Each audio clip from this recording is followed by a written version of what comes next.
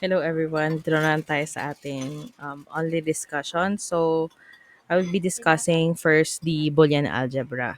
So, a short intro with the Boolean algebra. So, in 1854, this mathematical system is actually introduced by George Boole. So, it is a backbone of digital electronics and computer logics. So, ang ating Boolean algebra is actually nakatulong sa pag-study and solve ng logical problems.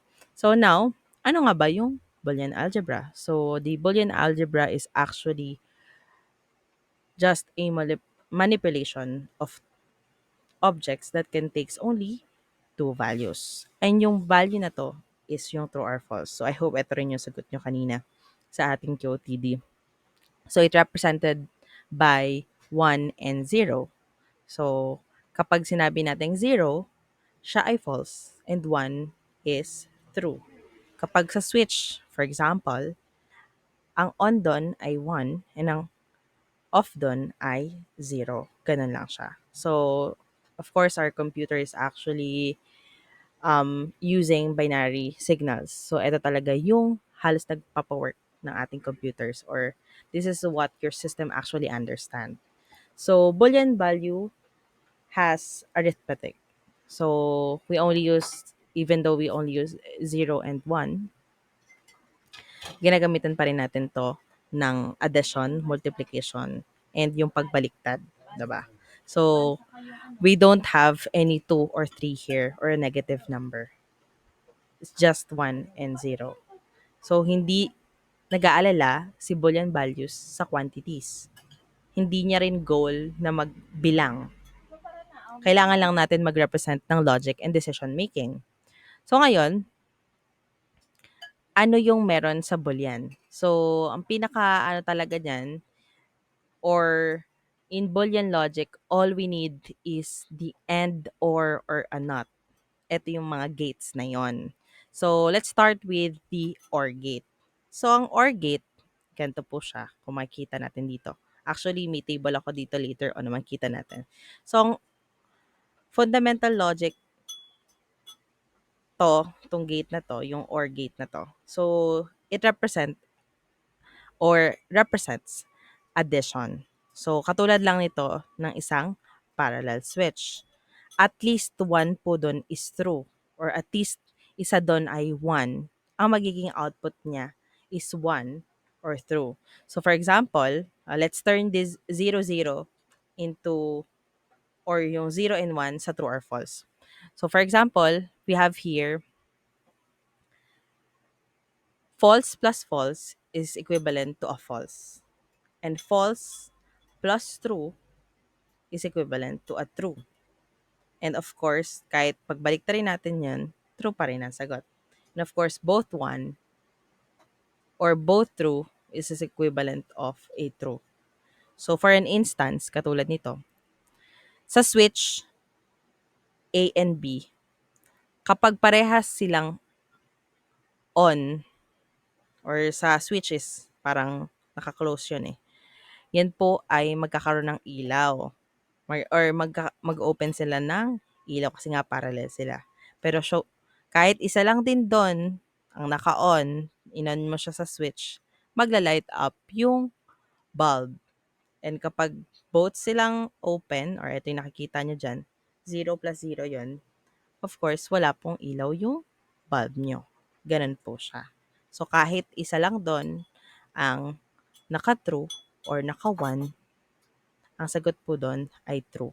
Pero kapag both po siya na naka-false or zero, zero po rin ang sagot. So sabi nga, walang kahit na anong 2 and 3. And of course, negative. And hindi rin dito nag-work yung subtraction and division. So subtraction, kasi nag-work siya or kailangan niya talaga ng negative numbers. And division naman is repeated subtraction lang din naman. So dito, mag-work lang to with 0 and 1. Values outside that, hindi na po. And how about the AND gate? So, ang AND gate naman is actually represented by multiplication.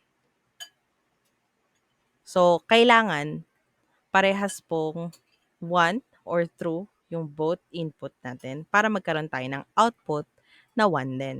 So, kahit isa lang dyan ay magkaroon ng zero, false na po yun. Or ang output niya po ay false or zero. Ganun lang siya. So, imagine lang naman natin yung end na to, yung end gate na to, sa ating switch o series switch contact. So, katulad siya nito. So, kahit anong gawin mo dyan, kung zero zero yan, multiply natin sa isa't isa, zero yan. Kahit may 1 times zero pa yan, or kahit may 1 dyan, zero pa rin ang sagot. Unless, both po siya na 1. Kailangan yung condition niya, mas-satisfy both. So, dun lang siya sa 1 times 1, nagkakaroon ng output na 1. So, in our Boolean, we used actually capital letters like A, B, and C. It represented a variable. So, ang makikita po natin dito susunod is i-represent natin siya as letter A. So, for example, sa ating NOT gate. So, ang NOT gate is pwedeng i-represent na capital A. So, kahit anong variable, ay ano yung nasa inside ng variable nating A, is yun yung magiging representation niya. So, for example, sa NOT gate, ang ginagamit lang natin is complement or opposite. So, kung ang input natin ay equals to 0, ang magiging kakalabasan nun is opposite nun, which is 1. Kung ang input natin dito naman ay actually 1, ang magiging output nun is 0. Ganun po yung NOT gate. Dito siya, katulad dito. So, i-switch lang po natin siya. May tinatawag din tayong identities. Nabanggit din to halos doon. But, let's see it on the perspective of Boolean values. So, ang ating identity is just a rule. So, dadepende po ito dun sa magiging additives. Pero gusto ko siyang i-explain sa inyo in this chart. Actually, mga additional pa to. Pero mas mahihirapan lang tayong intindihin kung dito tayo nakafocus. So, nakikita nyo dyan is sa additive, plus siya. Sa multiplicative is, of course, multiplication. Katulad lang din siya ng and or. So, dito sa a plus 0, ang tawag po dyan is adding 0 talaga. So, kapag may 0 dyan, kahit nung if your or, ganito na lang, i-represent na lang natin siya sa or gate. If you or something with this 0, it doesn't change. So, kung ang equivalent ng A is equals to 1, kung nakikita nyo din, 1 plus 0, kung ano yung A natin, yun yung magiging kakalabasan na sagot, which is yung 1. A is equals to 1 nga. Kahit ganun din po, yung 0, kung ang A niya is equivalent to 0, 0 din po yung ano niya, yung kakalabasan ng ating output. How about A plus 1? A plus 1 is equals to 1. So, ang representation natin dito para mas mag-gets natin, if ang A nyo is equals to 0, so for example, 0 plus 1, ang magiging kakalabasan ng sagot ay 1 pa din. So, if yung A natin is 1, 1 plus 1, ang kakalabasan nun is 1. So, how about yung sa third? A plus A is equals to A. Adding something to itself doesn't change. So, for example, inad natin dito 1 plus 1 sa additive. 1 plus 1 is equals to 1 and then 0 plus 0 is equals to 0. So, yun po yung sa third one. So, adding something to itself. And of course, yung huli, A, yung may, ano na yan, line na to, means not A. So, ibig sabihin, opposite talaga siya. So, for example, yung A natin dito is equals to 1. Yung pinakauna, yung normal na nakita yung A. Pero, yung plus natin or inad natin doon is equals to 0.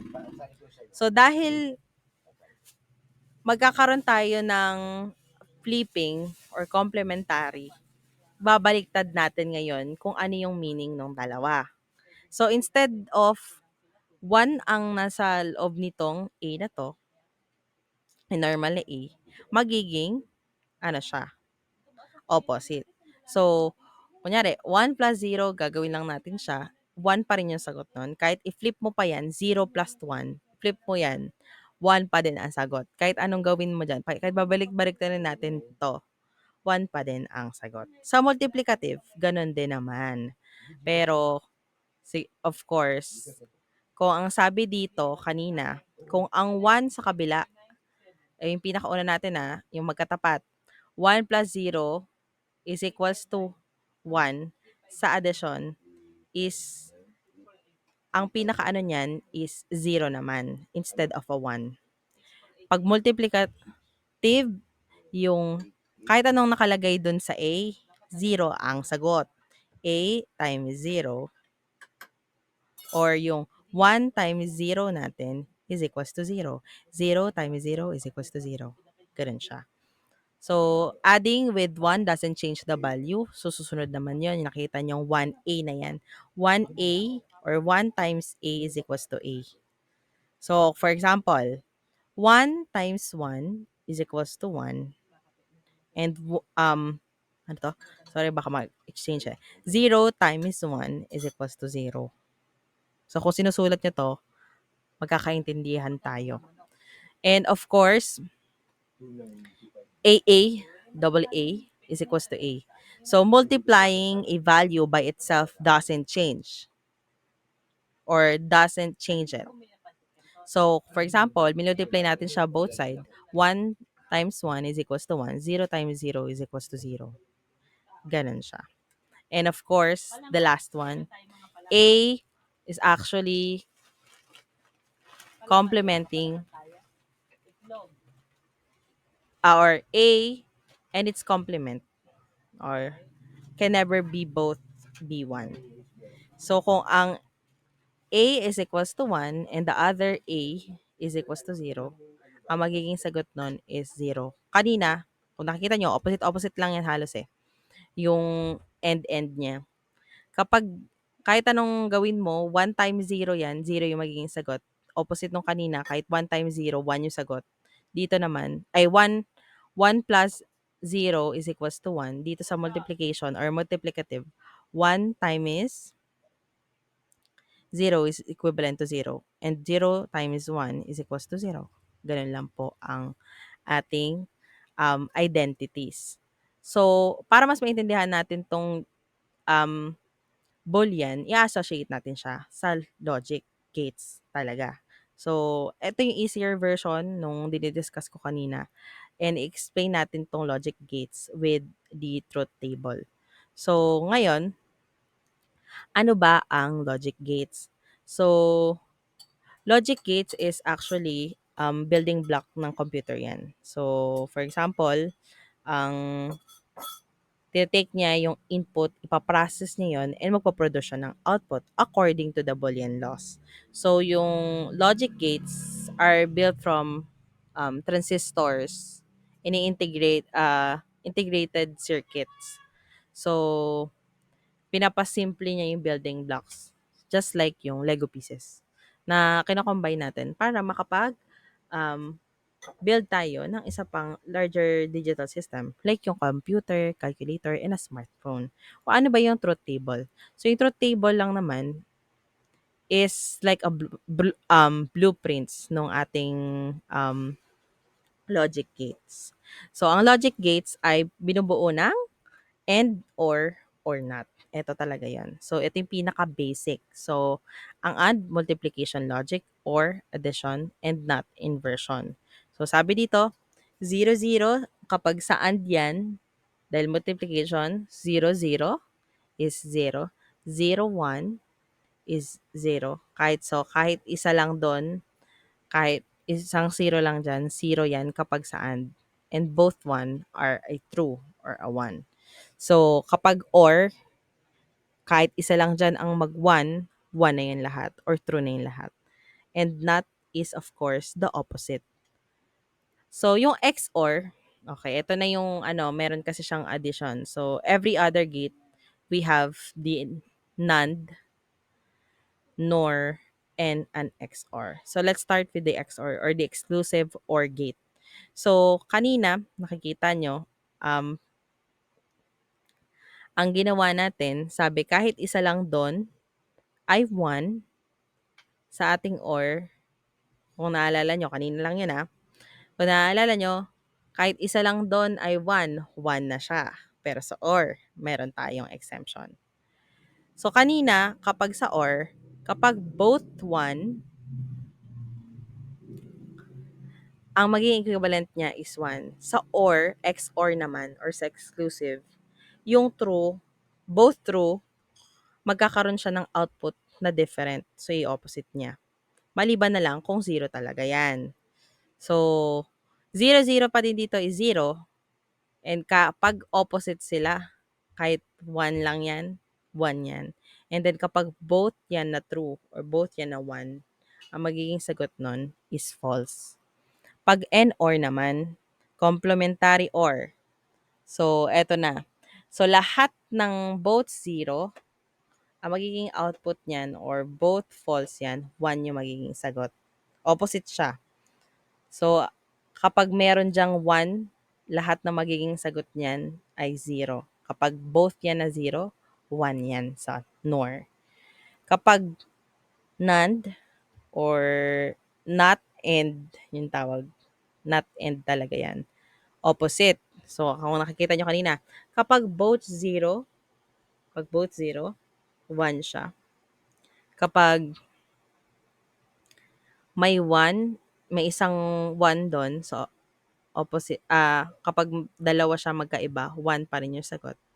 And then kapag dalawang 1, yung nakita nyo, 0 yan. So, ang application kasi ng Boolean algebra is madami. So, sa CPU, sa calculator, sa pag-quick answer ng isang math, traffic light kasi on and off siya. So, Wi-Fi routers para sa signaling, madami pang iba.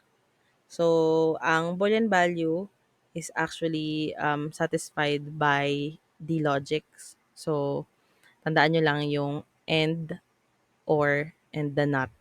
And ang pinaka-combination ng dalawa, we have the XOR, the NOR, and the NAND. Yun po yun. So, no worries about the Boolean values because we can actually recall it on the face-to-face classes. So, you can actually have a recap on that. So, now, let us move on to discussing about Python numbers. So, I think you already have an idea kung ano yung mga Python numbers na to. So, Python numbers actually has the most basic ones or ito yung pinaka-ano natin talaga, main types. So, we have the integer, float, or yung tinatawag itong floating points number, and of course, the complex number. So, let's first discuss integer. So, ang integer, basic siya.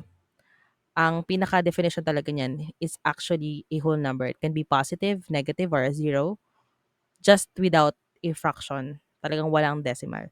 So, ang integer, to actually call it sa loob ng inyong Python, number lang siya.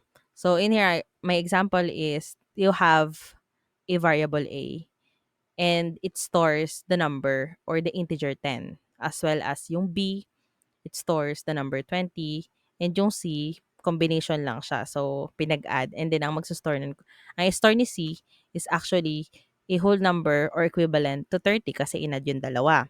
Pero ang sabi dito sa print, ang gusto niya is actually i-output ng inyong terminal is ano yung nasa loob ng A at ano yung type nun.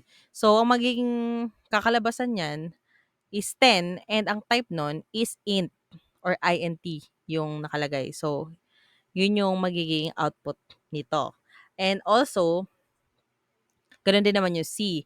Ang kakalabasan nun is combination ng A plus B which is a 30 and then ang type nun is an int or an integer. So, how about dun sa nasa right side? Sabi diyan, ang binigay diyan may decimal. So, kapag if ever tayo ay nagprint ng letter A, yung variable A, ang magiging kakalabasan lang po nun is yung whole number. Yun lang po yung tatandaan natin. Kung 10 yan, kahit 10.5, 2.5 ang kung 2.5 yan, 2 yung lalabas. So, yun lang po yung ano natin sa integer. So, by using the int function. So, let's differentiate. So, we have a different representation of integers. So, meron tayong binary, octal, hexadecimal numbers. Mahalaga ang hexadecimals kapag nandun na rin tayo sa pagguguwi. Kasi ang hexadecimal, ginagamit nyo yan sa representation ng colors. So, for the um, this part, yung representation, tatandaan nyo lang dyan, ang binary numbers, of course, sabi nga natin kanina, digits, ones, and zero. Pero, may prefix siya. 0B yung number sa ating binary. Kapag octal, so lahat ng may 0B sa unahan, ang representation nun, binary. Pag octal, ang prefix niya is 0O. Yun po. So, kapag may 0O na nakikita kayo, ang representation nun, yung is the octal. How about the hexadecimal? So, hexadecimal, we have 0x. So, lahat po ng 0x. So, ngayon, again, kapag tayo ay nagkakaroon ng representation, kapag binary, 0b, we have octal for 0o, and then hexa for 0x. Yun lang po yun. So, ngayon, uh, even though yung representation niya medyo magkakaiba, ini-store pa rin to as an integer. So, internally. Ito po yung makikita natin po dito. So, ganyan po ang ating um, different representation. So, ngayon, how about the floating point? So, sa second na tayo. So, floating points is actually the float. So, it's positive or negative and containing actually one or more decimal. So, mga example nito, of course, 3.14, kahit negative 0.5, negative 0.1, 2.5, 2.75, float yan. So, kapag mas madami siya, sabi naman, pwede naman siyang more. Siyempre, exponential na yon. So, for example, we want to represent 2,000. Kapag sa floating points yan, 2e3. So, yung e po is 10. So, 2, uh, 10 to the power of 3. So, ganun po yung sa floating points. So, katulad dito, to actually have this one, so, in Python, you can actually shorten nga yung ano. So, for example, gusto mo, 56,000 tas 700. So, magpo-points lang tayo. Meron tayong 56, pero 5.6 and then may 7 pa. So, 5.67. And then, para ma-represent natin yung ano niya, na yung dalawa pang zero, lalagyan natin ng exponential e and 4. So, 5.67 E4. Yun po yung ano natin, tatandaan. So, ito rin po yung iba pang example na meron tayo. So, 10.33, 2.66. So, yun lang ba. Ang type naman yan is, of course, ang lalabas dyan po is float. So, kapag gusto natin yung whole number, we have int na type. So, integer po yun. So, yun po. And how about yung functioning niya? So, for the function, ginagamit lang po natin yung float and open and close parenthesis. Kung integer, ang function nun is int and open and close parenthesis. Dito naman po, yung word na float lang din. And then, yung open and close parenthesis. Ganun lang po siya kadali. So, yung float naman, pwede rin naman siya sa um, binary, octal, and hex. So, no worries po dyan. So, third, for the Python numbers, we have the complex. So, ang complex number po has a real part and an imaginary part. So, sa Python, yung imaginary part is written with letter J. Yun po yung ano natin. So, sabi dito, they are often used actually in the fields of electronics, electromagnetism, optics, and quantum theory. So, kapag nakita niyo yung complex, basta yan po ay um, may J, complex yan. So, another po na ano natin, we can create is etong part na to. So, for example, ang ano natin is gusto nating you can picture out in your head. So, kung gusto natin, i-convert yung 2 and 3 sa complex. So, lalagyan lang natin. So, yung unang number, yung 2 doon, is yung real part. And then, yung susunod doon is imaginary. So, since imaginary yung ano doon, yung 3 doon, lalagyan natin siya susunod nun ng J. So, 2 plus 3J. Ganon. Yung magiging equivalent po niya. So, katulad lang ng iba, lahat po ng, though ito may exponential, tapos 2.2 E3J, ganun lang din po yung lalabas. So, for example, gusto natin yan makita. Ang class niyan, ang type niyan, pag nakita nyo, is complex. Yung A, yes, meron siyang ano, for example, eto, inalam niya yung kung ano yung complex ng part ng ah yung susunod, yung 1.01 E minus 2 and 2.2 E3.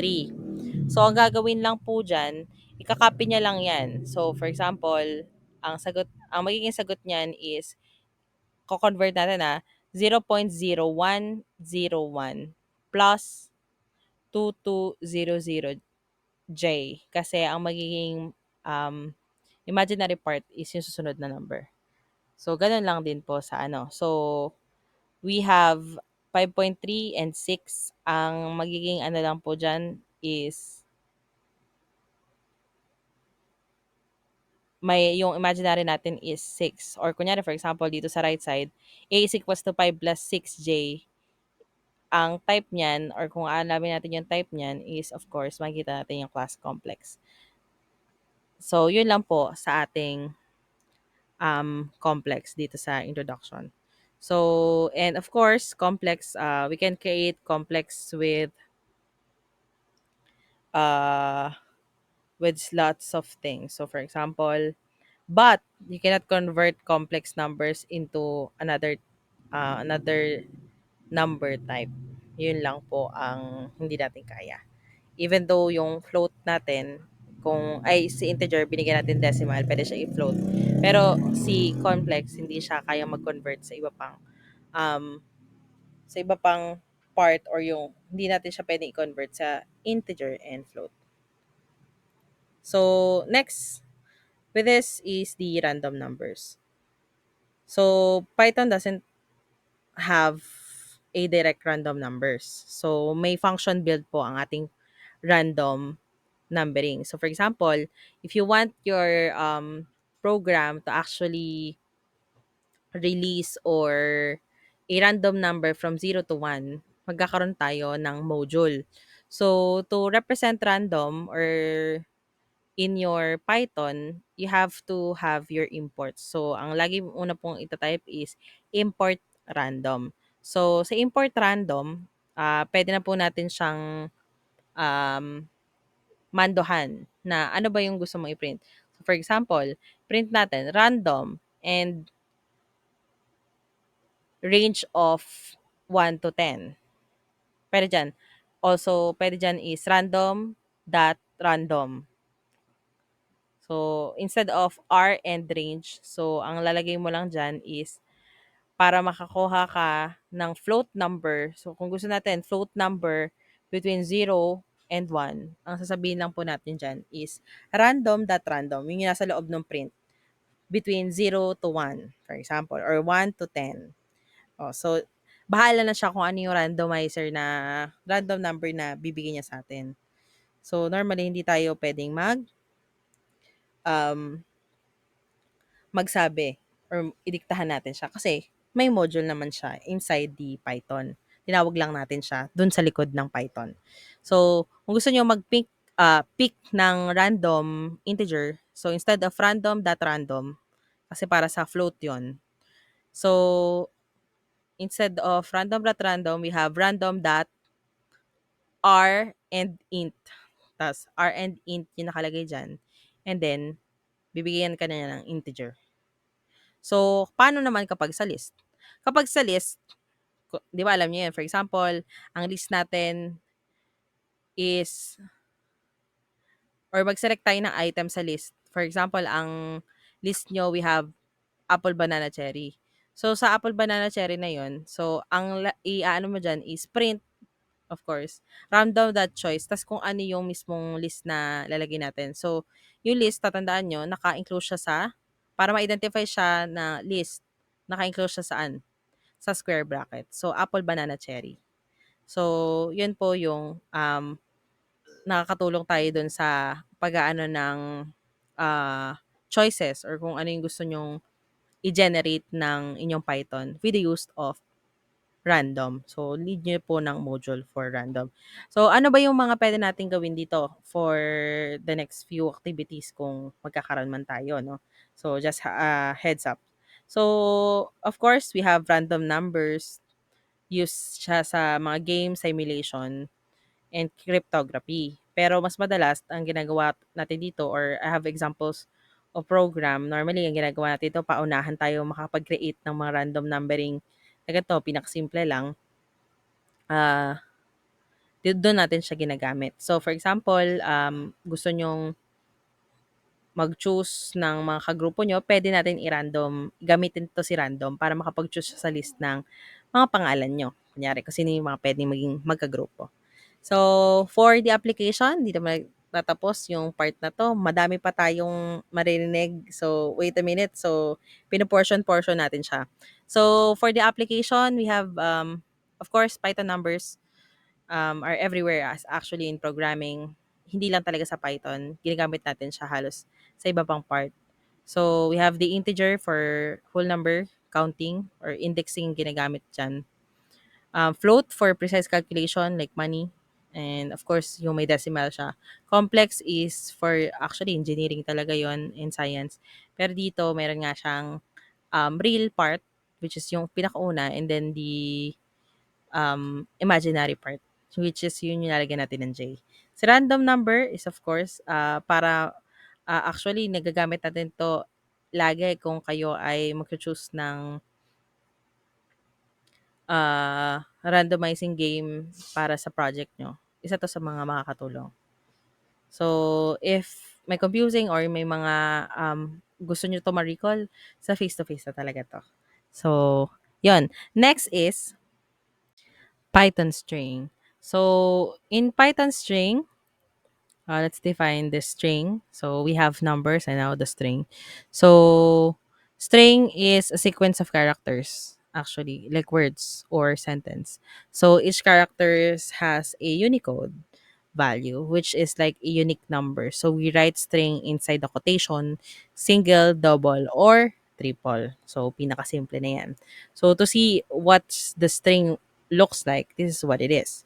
So, we enclose the welcome to tutorial point in a single quotation, double and triple, as well as this type of triple quotation. Ganyan po yung string. So, ang ating string ay not a number. So, sabi nga dito, non-numeric. Strings are not numbers, so we can do arithmetics with them. Sabi nga natin words and sentence. So, kapag trinay naman natin siya na um, na gawing arithmetic, of course, maglalagay siya ng error. Or ang tawag doon kapag nag-error siya is type error po. Makikita natin. So, ngayon, ang string natin, kaya natin yan i-index. So, ang indexing or ang tinatawag dito natin is slicing string ay depende sa kung anong order ng sequence ng characters. So, each characters actually has an index numbers. So, from left to right, yan po ay positive. So, start po siya sa left, which is zero ang first character. And of course, for the last character, of course, negative 1. So, ang indexing na nagsistart sa dulo is negative 1 siya na magsistart. So, yun po yun. So, kung makikita natin dito sa example for the variable itself, it's actually we have hello Python. So, dito sa variable na to, kapag gusto nating malaman kung ano yung laman nung index 0 po with using the var, kasi tinatawag natin kung saan yan nakapaloob na variable. So, var yung variable niya. And then, tinawag natin siyang var. And gusto natin malaman kung anong index ng loob nun. So, ang index na gusto natin malaman is 0. So, ang bibihin sa atin dyan ay h. So, kapag nakita niyo yung indexing, kinakount niya po din ang space. So, dahil nag-start nga siya sa 0, kapag gusto nating makita kung ano nakapaloob sa index number 8, yun po ay T. Kung 7 yan po ay Y. So on and so forth. Kung wala naman po siyang 12, katulad nito, yan po yung makikita natin. Trace back. So, how about yung negative? Ganito rin po yan. So, kapag tinanong natin siya na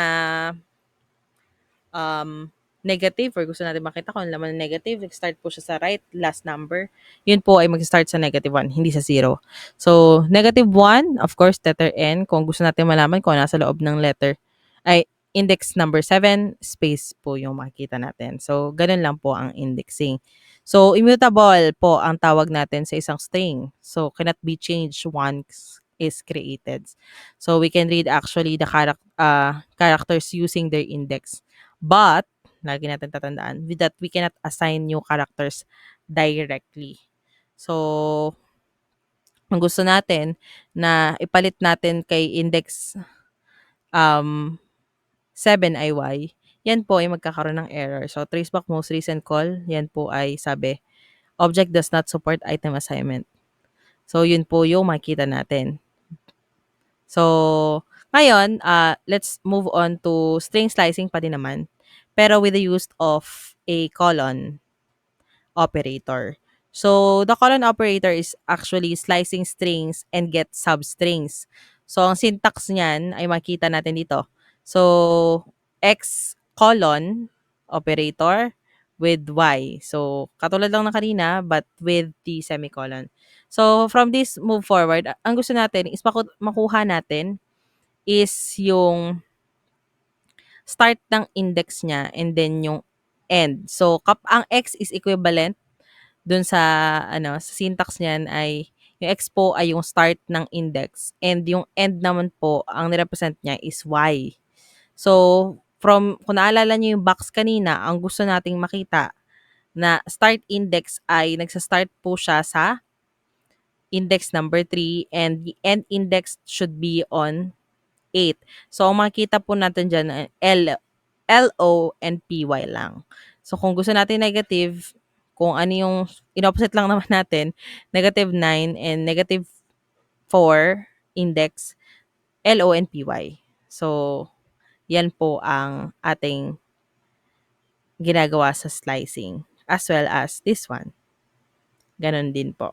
So, eto, you can actually try this on your own, on your pero kung hindi natin yan, re-recitation natin yan. So, don't you worry about that one. So, you can actually also modify string, convert a string to a list using an array module and using the string IO class. So, makikita natin dito, we want to convert the string to a list. So, sabi dito, since both string are list objects are sequence, they are interconvertible. So, we want to cast the object to a list or modify it by inserting append or remove method. So, for example, ang ginagawa natin, gusto natin yung list na to, yung word na yan, imo-modify natin siya. So, with the use of, yung original string natin siya ang word. So, kapag convert natin siya sa list, which is gonna be like this, the W-O-R and D. Ang gagawin niya dyan is mag-a-add naman tayo. So, magmo-modify tayo just by using um, an L. So, para malagyan natin siya, i-insert lang tayo. So, ang gusto natin, mai-insert si letter L dun sa list na to. Kasi kapag ginawa natin siyang index, yung W is 0, 1 is O, 2 is R, 3 is L.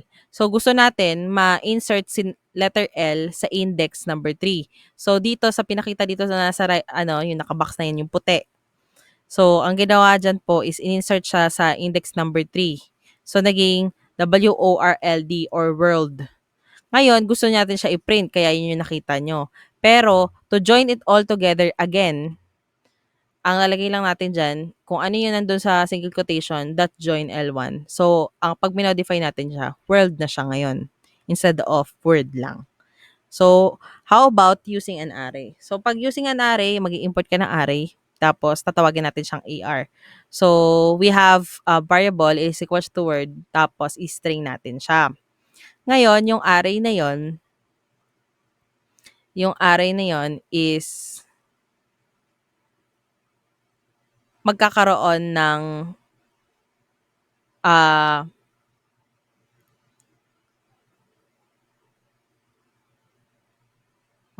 worldview. Pero,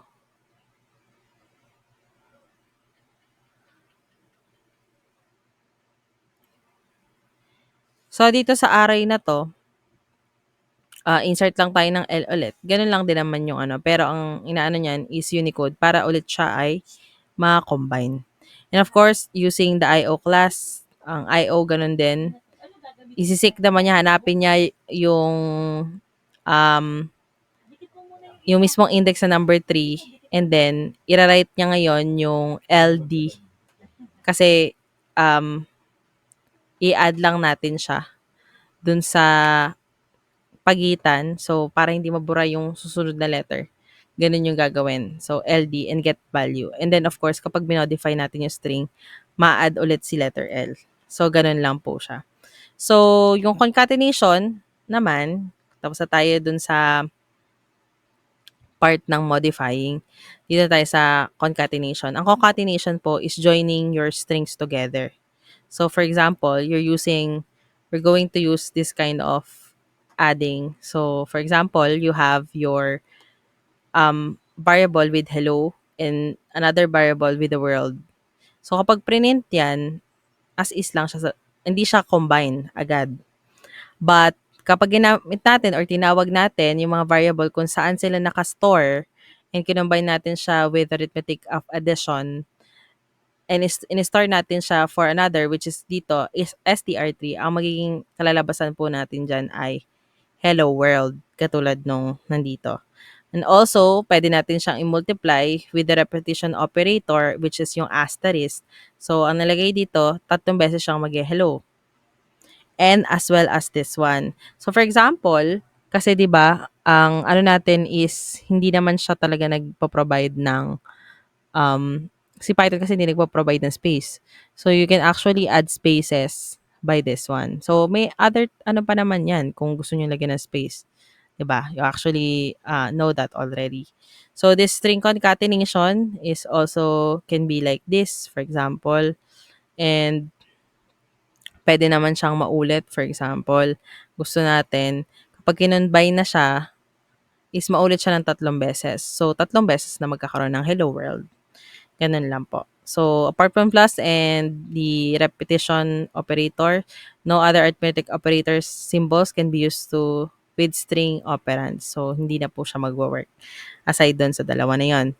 So, string formatting. So, we want to sometimes insert actually a variables or values into a string. So, Python is offering you to have formats. So, ito yung mga nilalagay nila using the percentage operator using formats, method using f-string syntax using string template. And dun sa ano na yan, for example, yung ano na yon, yung sinasabi nating formatting na yon, kung may nakikita kayo na mas madalas na ginagamit talaga sa mga example is yung f-string. Naalala nyo ba yon? So, si name, for example, we have name Alice. And she has an age of 20 years old. So, gusto natin siya i-print. Pero para ma-shortcut natin siya or ma-insert natin siya dun sa mga string natin, ang ginagawa nyo, or nakita nyo siya, minsan sa ChatGPT, ito yung sagot. Kaya gusto ko lang din i-clarify, you have your F-string para i-modernize natin or pinaka most common din naman talaga na ginagamit. So, example, kapag F-string kasi ang ginamit, ang mangyayari dyan is, for example, gusto natin siyang i-insert yung name na yon tsaka yung age na variable, kahit ano pang laman yan, dun sa my name is, tapos kung ano yung name niya, and I am, ano yung age, of course, yung tatawagin natin, years old. Basta kapag ginamit niyo yung F-string, mas madalas, ang ginagamit nila for, um, para tawagin yung specific na variable na gusto mong i-insert dun sa isang string is yung curly brace na tinatawag. So, yon. So, lalagyan mo lang siya, yung double quotation nun, para sa print, lalagyan mo siya ng F. Print, open and close parenthesis, sa loob nun F, tapos yung double quotation, kung saan naka-insert doon yung sentence or yung string, and then kung saan mo gusto i-insert yung specific na gusto mo i-insert, which is enclosed with a curly brace. So, yun lang po sa string formatting. Another is escape characters. So, we have escape characters. So, special symbols ito ng string na nag-handle with escape sequence, which consists of a backslash. So, kung gusto mo na ma-print si Hello World sa new line, we have backslash n. As well as kung gusto mo naman sa ibang tabs, backslash t. Kung gusto magkaroon ng yung single quotation, backslash, tapos single quotation. And as well as it goes. So, iba pa niyan, yung mga sequence, we have your new line, backslash, backslash. There was ignore, may have single quotation, double quotation. Yung ASCII, bell, we also have that. Yung backslash na to, yung mga nakikita nyo dyan, yan yung mga escape sequence na pwede natin add. Or mas madalas, nakikita nyo rin yan talaga kapag sinasagot kayo ng mga AI nyo. So, aside from that, tapos na tayo sa escape. Dami na tayong nalalaman sa strings. Of course, yung meron tayong mga methods talaga, no? So, ang mga methods nito sa string, for example, gusto nyo na yung specific strings nyo ay actually maging capitalized. So, papasok tayo sa case conversion. So, para makapitalize nyo si string or yung mga sentences as a whole, tatawagin nyo lang or mag-add lang kayo kung ano variable niya, dot upper para makapitalize, dot lower, and of course, dot capitalize. Ganun lang yan. Tapos kung ano yung gusto nyong i-capitalize.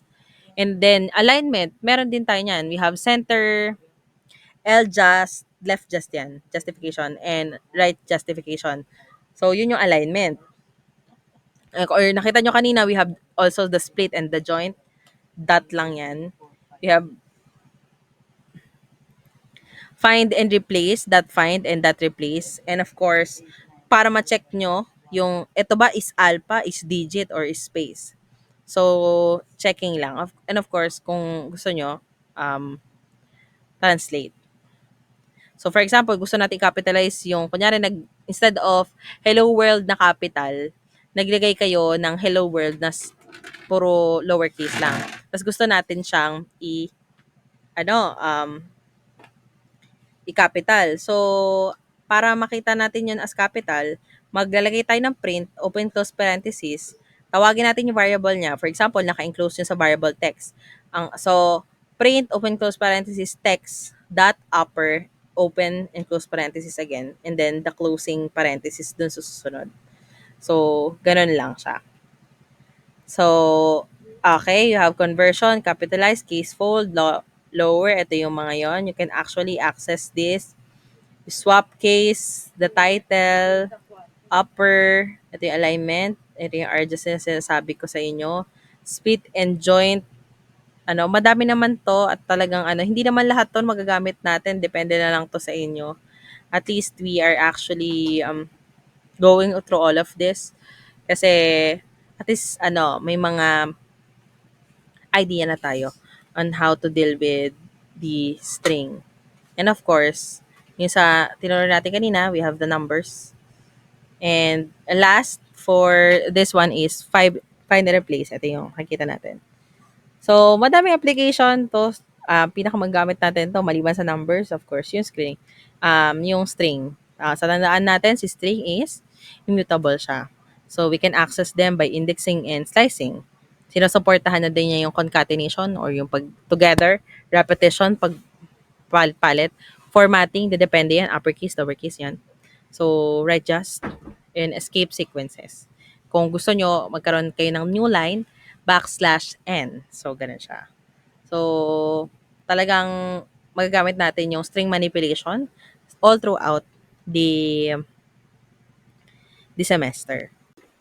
For the last one, we have Python, date and time. So, we're going to discuss about dates now. So, date is said to be not data type of its own. So we are going to import a module. So just like the import random or the random module. So import datetime, this is how you do it in your part or kung kayo ay gumagamit ng Visual Studio. So dito nyo na yun. So x is equals to datetime.datetime.now. So kung ano yung date ngayon, ito yung magiging kalalabasan niya. So kung hindi, of course, or nagkamali tayo, it's either traceback yan or tama naman siya. So, yun lang po. Kino-contain niya ang component ng year, month. So, para ano natin. Year, month, day, hour, minute, seconds, and microseconds. So, kung nakikita nyo, ito po yun nasa baba. So, to start working with the dates, of course, we're going to create your date now. So, by creating or calling date time para sa class and there's three parameters. So, ang parameters nyo is year, month, and date. So, kung year, month, and date at hindi nyo sinet up kung ano yung um, sinet up kung ano yung gusto nyong hours, kung ngayon ba yon hindi niya yon ilalagay. So, ang i-default niya lang pong value sa time zone or dun sa mismong zone nyo is 0 kasi hindi nyo naman sinabi. Pero actually, you can actually have hours, minutes, seconds, microseconds, and T-zone or the time zone as well as that one. So, optional lang naman yon kung ayaw nyo, de yun nga. So, sabi natin, default lang or required lang naman na parameter is year, month, and date. Pero kung gusto nyo, hours, minutes, seconds, microseconds, and time zone is also um, an option for you to have not only have the 00 in your hours. So, next, so we have also daytime objects has method formatting, so readable string. So, ang method po nun ay actually strf time. So, it takes parameter format to specify a format. So, ang mag-allow kayo ng format dates into a readable strings using strf time, open and close parenthesis methods. So, etong method na to, mag-take siya ng format ng code and i-return niya yung format string. So, for example, import datetime. So, x is equals to datetime.datetime now. So, ipaprint niya yon ang ano ba yung strf time niya. So, year, month, and date. So, 2025. Kung ano ngayon, September 25. And print now str. Ang magiging ano niyan is September 25. Kasi normally, ang lalagay nyo or gusto natin i-convert kapag ano, eto kasi siya para mas maintindihan natin. Yung STRF, depende yan dito po sa part na to.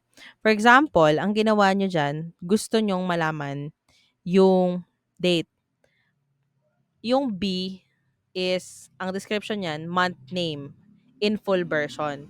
Kaya itong, ano na to, itong ginamit nating method, yung STRF time na yan, is may mga directives talaga siya. So, ang dito lang naman, sabi, i-provide niya yung instead of 6 yung ilalagay niya yan kasi 'di ba year, month, date. yung ano nga natin. So, yung 6 is June. So, gusto niya i-convert yon as a full description. So, example, yan nga is yung percentage and B. Yun po yung ano natin. So, yun lang yung ginawa niya. So, June po yung sagot doon. So, pwede natin yang lagyan pa ng iba. So, for example, gusto nyong malaman yung ano ngayon, pero ang gagamitin natin, for example, ito. We have A. So, for example, yung ano natin, gusto nating makita is kung anong weekday ngayon dun sa pre-provide nyo. Kunyari, yung June, June 1 ba? Anong day yon? So, para ma-provide nyo sa daytime kung ano yung weekday na yon, just do the percentage A. So, kapag weekday, pero in full version naman siya, kakapitalize nyo lang yung A. How about weekday? Kung pang ilan siya sa isang linggo? Kasi zero is a Sunday, tatandaan nyo. So, um, percentage and W. So, for example, ano tayo, gusto kong malaman kung ano ang day of the month ngayon. Anong gagamitin nyo? D. Pag naman shorter version ng month name, uh, lowercase na b, uppercase for full, and M kung anong month na ngayon, number ng month na ngayon. So, for example, normally, ginagawa, kahit di nyo na nga to alamin kasi pinaprovide niya naman kapag inano. Pero kung gusto niyo specific, yun nga, gagamitin niyo tong mga directives na to. So, why naman kapag shorter version without na century, kung ilang years na? 18. So, for example, ito naman Y. Kung year in a full version. Hours, ganito siya. Kasi nga, ano to. So, I, for ito naman, sa hours. And then P, AM or PM siya. M, capital. Minutes. S for seconds. F for microseconds. UTC, offset, time zone, and also yan. So you can actually see this for yourself. Or I'm just going to have an example. So para ano yan, makita natin yung full capacity dito, we will have an example. So kunyari, gusto ko malaman yung year ngayon. So anong gagamitin? Pag gusto nyo malaman yung year ngayon, gagamitin natin ay, mabilis yung mata nyo kanina, Y. Paano naman kapag hour? Capital H. So, yun lang yan. So, again, yung full month, ano ulit? Capital P. So, and of course, kapag gusto nyo ng, instead of a THU, ano gagamitin nyo para makita natin yung full Thursday? We have capital A. Ganun lang siya. So, date and time. So, katulad ng random, ano gagawin nyo? Kayo ay i-import ng date and time. So, yun. So, maganda to if masyadong pinaprovide natin to mas madalas kung kunyari sa booking, ano bang date ngayon para makita ng mga guest kung ano yung ano niya. If ganun yung mga gawin nyo. So, kunyari, nag-accept tayo ng guesting or list. Kunyari, kung ano oras pa siya nag-enroll, ano oras siya nag-in. Yan, yung mga timestamp. Lagi events with timestamp. Kaya yung scheduling program or yung task, pwede natin gawin yan. So, simple lang tayo for forwarding and then you can actually create it into GUI. So, at least you can have or work with real-time application sa ating GUI with this. So, I hope uh, with this discussion, even if it is on virtual mode, we can actually communicate on each other and understand uh, with your full attention kung ano yung inaral natin ngayon. So, you have your numbers, your string, the Boolean algebra. Actually, kasama naman din talaga yung logic gates. With the date and time, yan yung ano natin, focus. So, doon lang nagtatapos ang week 7. I hope we can see each other on Monday. Monday ba yun? No, on Tuesday. So, see you guys on our face-to-face and be ready for the upcoming um, unit outcome. So good luck, everyone. So thank you, and I hope to see you on our next meeting.